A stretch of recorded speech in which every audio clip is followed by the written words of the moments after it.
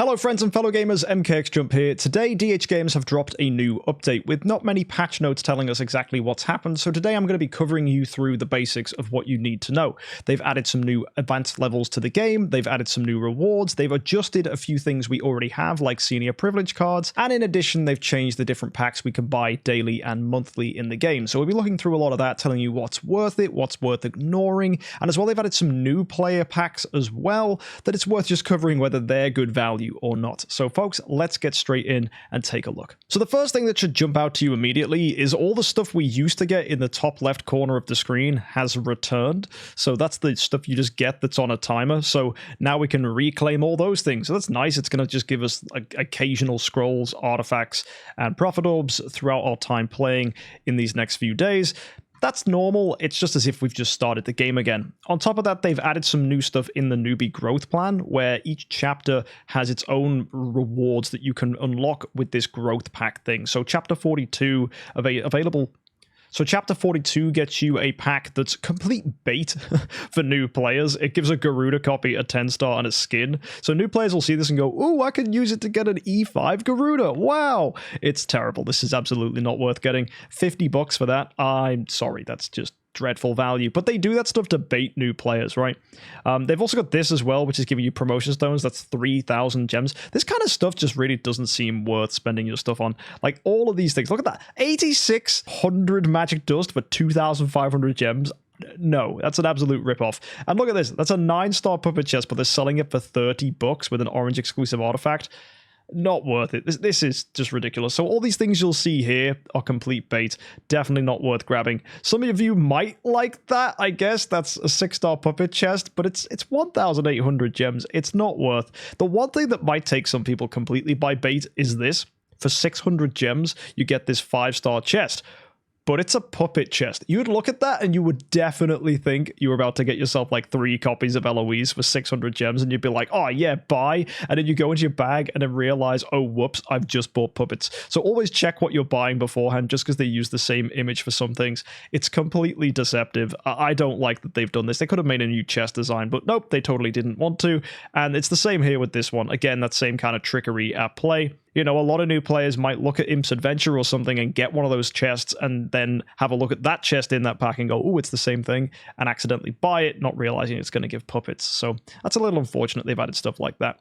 Other things they've done is they've changed the way that cards work. They've gone ahead and added advanced training materials in campaign, plus 20%. So that's going to get us more sublimation materials, spiritual essence, hero promotion stones, magic dust, stellar shards, chaos stones, monster souls, toolboxes, fluorite, and all the other celestial island stuff from campaign. This is actually really cool that monthly card users get to get more of that stuff, because that's stuff we definitely needed. So that's kind of nice. And then you look at the other stuff as well across the other side, the normal privilege card, that's giving you extra gold, spirit, and XP. So they've added those things in. You got a plus 20% boost. That's not too terrible. Going ahead and looking at the other stuff available to us, if you look at the cool events, they've now added and changed monthly packages, weekly packages, and daily packages. So the monthly packs, that's crazy. You got soul resonance crystals for this. You're getting 6-star class suits. That's kind of cool, I guess. But you look at that stuff, that's $30. That's absolutely not worth it. They've now got 8 building material chests in here for $10. I swear that used to be 5. So that's cool that you're getting more from this. That's nice. They've added master's toolboxes and other building materials here. I think that was already there.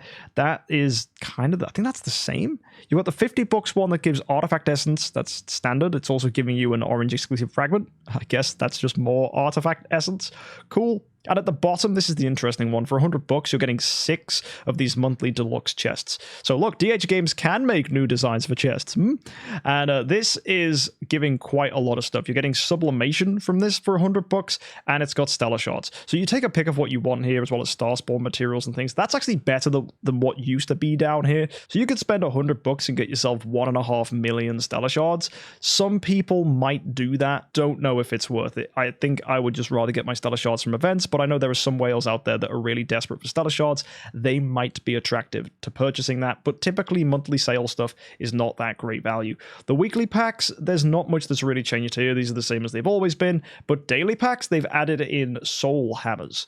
So that's cool that we can now buy hammers, which is nice. It's limited to once only, but it is every day. If you've got an A tier or an S tier hero and you want to get some insane bonus stats like I've got, you need to use hammers to get lucky. So that's kind of cool that that's available. It's the same value as it would be to pick it up from the Starry Gem Mall, but typically you're better getting them from the Starry Gem Mall anyway, because you can go ahead and buy cheap copies of heroes using your Prism Starry Gems by exchanging them in the auction house. And then what you can go ahead and do is go to the auction market and filter for copies of, like, let's say a C-, and I can find one that's selling for less than the retirement value there. So if I filter by buyout price, for example, there you go, buyout for 60.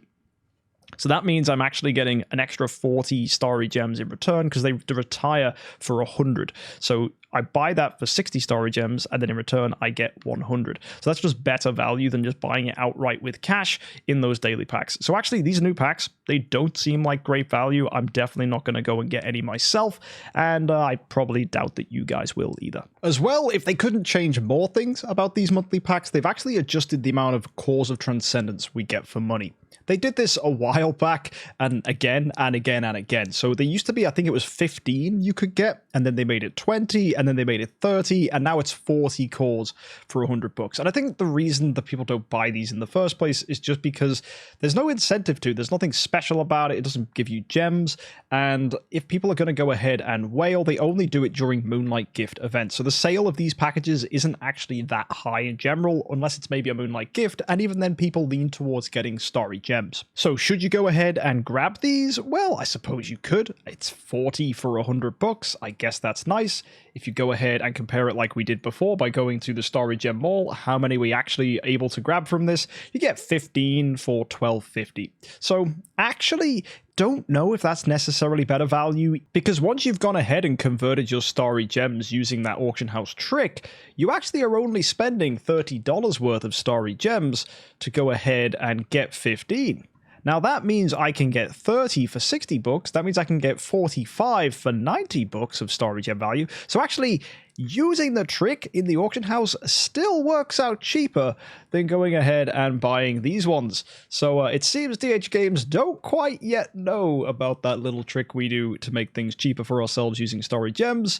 And as long as that trick's available to us, I don't think these Cores of Transcendence are worth it either. Now, one thing we've joked about in the past is if DHGames added a pity timer to replacements. Well, it seems DHGames have decided to do that, so we can now choose the heroes we want to get for each faction. That's kind of cool that we can now decide which hero we would like to go ahead and focus on when we do our replacements.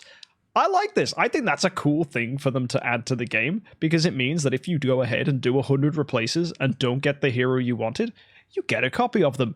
This is nice. So it means if you're hunting hero copies and you're not sure of how else you can grab them, if you've got a bunch of replacements in the bag, you can do this to go ahead and get a hero you want. Now, granted, 100 replacements is actually pretty difficult to do. You need to do a lot of profit orbs, but typically if you're hoarding and stockpiling profit orbs, which you should be doing, when an event finally does come along where you can cash them in, you'll then have a ton of replaces you can do, and finally you now feel like you're getting a reward for them. What we don't yet know is how soon new heroes are added to this selection. It might be that you can't go ahead and select them. Geista is here though, so I'm expecting maybe new heroes are put in here straight away. We'll have to wait to see whether that's the case when new heroes are added to the game. But I am expecting that they will be added straight away, which means this could actually become one of the more reliable ways to get the copies of the latest heroes. Now, one thing people are getting hysterical about is the fact that this number has changed. It used to say 51k, but that was factoring in the fact that you had a 15% increase if you'd cleared Broken Spaces 7. If you go to the Void Temple and look here, it says Stage 7 cleared. Now, when all that loot comes in, you will get, if you're a free-to-play player, 51k. Now, that's because it takes the 45k from Dominator, as you can see here, and then gave it the additional 15%, which made it 51k. Now, to avoid confusion, it just says the flat base rate, but people are getting crazy because they think DHGames have stolen their Stellar Shards. they haven't. So 45k plus the 15k is the normal 51k. Now, if you're a senior card user, that adds an additional 15% as well, which then takes that up to 58k, which is what we normally get as senior card users. So don't worry, don't go crazy, you guys. It's totally fine. They haven't taken Stellar Shards away. Devs have called this a visual bug, but I think it was just a way to create something that makes more sense to look at, but it's just left a few people who are, you know, not thinking mathematically that they had their Stellar Shards taken away. You haven't. The devs aren't taking our rewards from us. I think it's just based on what happened with the arcade and that they took our Stellar Shards away then, that people are just jumping on any opportunity to think that the devs are going to remove more of our rewards. Now, other huge stuff that's come out this week is Sealand 35. This is really exciting. The fact that we now have access to 35 in Sealand gives us more things to push. Definitely means that people like me with big fat juicy giant killer heroes can definitely get their teeth sinked into this kind of stuff. So I'm just going to see how hard this is. Let's set something up with my Asmodel. I think crit attack's totally fine. Actually, we might need speed on him, so we'll go with speed attack. Speed crit might be better. I might need to re-roll for that. But we'll go with that for now, and let's just go with melodic strings and see what happens. Actually, I remember when I cleared it, I think I used Antler's Cane. Where's my Antler's Cane? Where the heck is that these days? Is that still on Aspen? It might be. It might still be on Aspen because, yeah, I don't actually use my heroes when they're in the bag. I just use formations for everything. So we'll just go ahead and slap an Antler's Cane on our Asmodel the Dauntless, make sure he's built nice and quick so he can smack. And then I need a bunch of Michelles now. So let's have a look. I also need an Andrea. Oh, have I got to go ahead and build an Andrea again? That is a big pain in the butt. Okay, right. That's made me a little unhappy. Oh, well, how big is the Asmodel? Because the fact he's S tier and we've got Treasure Train, that might have completely changed whether this is viable or not. I mean, look at that, 12 million. Yeah, he's going to slap. Hopefully it works out okay. I don't have any calls or anything to use. We'll go with, let's go with Phoenix to start. Let's see what we can do here. So as we begin, yeah, it's a little different because we're against the light heroes now as opposed to the traditional dark heroes. Yeah, Asmodel is absolutely shredding this. He should get an active here. Unbending will. Ooh, no, they ate right through us. I may need to get like an AMB on this, like an Augustus Magic Ball to keep us safe. Or even a Golden Crown might put in work here. That could be a good idea. Yeah, Golden Crown could be really good, actually. Yeah, we're getting wrecked. Okay, let's go put a Golden Crown on him, see if he can survive this then. Let's go ahead and pop that in. I'm going to go with Ballad Strike to give him a little bit of healing when he crits, so that should help with our survivability. Let's go send him in again and see how this one plays out. Already you can tell, though, that Sealand 31 is hard, right? So we can finally fear how powerful Sealand is again. Oh, that already felt fantastic. Yeah, that's looking good. Really, really nice. Fantastic. Good damage there. That crit is making a huge difference. Yeah, awesome. Really, really nice.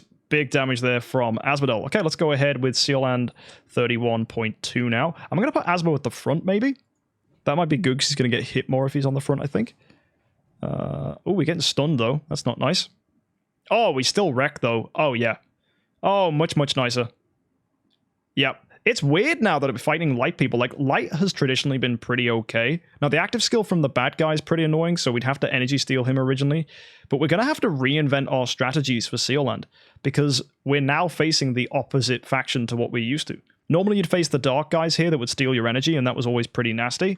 But it seems now that this is the light guys, so they're going to stun us and seal us, which is actually not as bad as the normal stuff that you'd have to face. So this is good. Oh, we are faster here. Oh, Asmo, yes.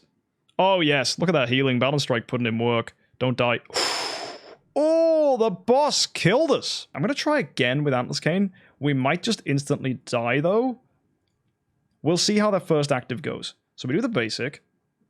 Oh, yeah, we take way too much damage. Yep, that's not good. So Golden Crown again, but this time I'm going to put him on the back line and hope that that's enough. Let's see if that plays out well. So this is basic. We're stunned. That's not nice. There's the active. Okay, still does decent damage. Taking a few hits there. Come on. Don't die, buddy. Is he going to get an active again? Yep. There it is. Perfect. So yeah, backline was all we needed. And that should be Sealand 31 cleared, provided those guys don't ruin us. Yeah. So you guys have got CLN 31 Plus to go ahead and enjoy. I don't know if that's going to be doable for a lot of you guys, but I mean, even my S tier Asmodel was struggling there. I had to really think about the build.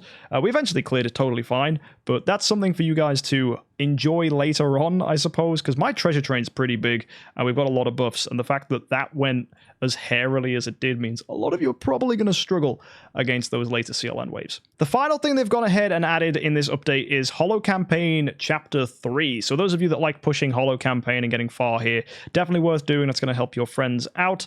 And yeah, so Chapter 3 of Holo Campaign has been unlocked. So those of you that have cleared Holo Campaign Level 2 can go ahead and enjoy Holo Campaign Stage 3. So that is something I need to do on the VIP series. If you want to check that out, hit that subscribe button. I'll be doing that in the days to come. So do join us for some Holo Campaign pushing and some CLN pushing. And hopefully you guys enjoy this stuff too. For a lot of you, this might be endgame stuff out of your reach, but they add this stuff to keep us later game players interested, whilst you guys are still doing your grind and getting your materials. For senior card users, the fact we're getting additional resources is really, really nice, so I actually appreciate that the devs have added this, and don't worry, Dominator is not giving us less Stellar Shards than last time. It's just people spreading fake news. Anyway, I'll see you next time, folks. Have a good week, and of course, don't forget to subscribe, and happy idling.